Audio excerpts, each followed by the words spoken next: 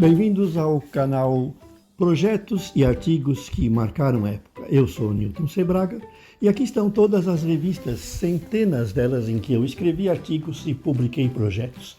E como vocês podem ver, eu tenho a maioria desses projetos funcionando e montados.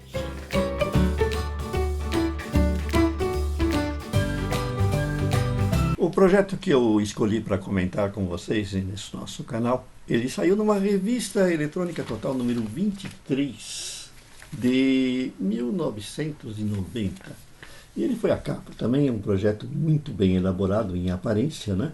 Que deixava o pessoal assim entusiasmado para eventualmente fazer a sua montagem. Era um potente transmissor de AM transistorizado. E a gente usou um misto de tecnologia antiga com tecnologia moderna. Nós fizemos um transmissor com um transistor único de alta potência, como um oscilador Hartley, modulado por um amplificador externo. E ele tinha ainda uma etapa osciladora para excitar esse transistor. Então ele tinha dois variáveis antigos, que a gente aproveitou de equipamento antigo. Um para sintonizar o oscilador e o outro para sintonizar a etapa de saída de potência. E era um projeto que, como é AM, ele não tinha alcance, mas tinha potência. Então ele dava margem a você utilizar esse circuito em diversos experimentos para ensinar eletrônica na época. Muitos professores montaram para isso, e muitos estudantes como trabalho.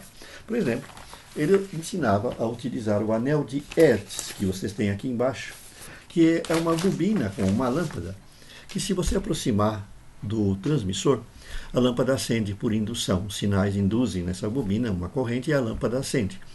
Então essa tecnologia do anel de Hertz era usada para ajustar transmissores. Então se queria que o transmissor fosse levado à máxima potência, você colocava a bobina com a lampadinha e ia ajustando o variável até que ela acendesse com o máximo brilho, que era o que nós fazíamos nesse projeto. Então eram coisas assim interessantes. E a montagem ela foi feita numa caixa de madeira, que a gente deu todo o layout por baixo, né? E por cima na foto. E ficavam os componentes grandões que a gente empregou. O dissipador do transistor de potência, o transformador modulador, os dois capacitores variáveis usados na sintonia e a bobina tanque, a bobina final. É lógico que, como se tratava de um projeto experimental, a gente recomendou que não se utilizasse antena longa, porque poderia causar interferência e outros problemas, né? Era mais um projeto para você ter uma anteninha pequena e transmitir aí num raio curto, eventualmente mostrando como é que funcionava uma rádio, né? E você utilizaria receptores AM. E é claro, né, que precisava de uma fonte potente. E a gente indicou uma bateria, que naquela época começava a aparecer esse tipo de bateria, certo? Que era uma bateria, ela não era recarregável, era uma bateria fixa, mas ela tinha uma excelente autonomia e potência. Era usada em alguns equipamentos na época. Essa empresa nos doou a sua bateria, né, para que a gente a colocasse na capa, porque seria uma boa propaganda para eles, é óbvio, né? E a gente fez sucesso com esse circuito, né, que não era complexo, conforme vocês podem ver.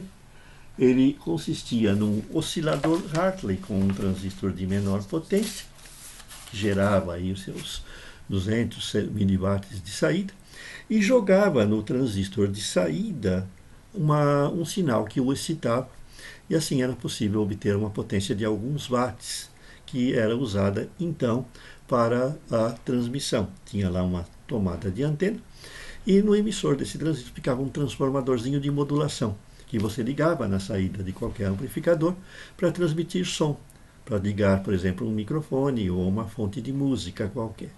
O sucesso foi grande desse transmissor como transmissor experimental, porque naquela época já estavam predominando as emissoras piratas de FM, que eram detestadas pelas autoridades, pelas interferências que causavam até hoje, né?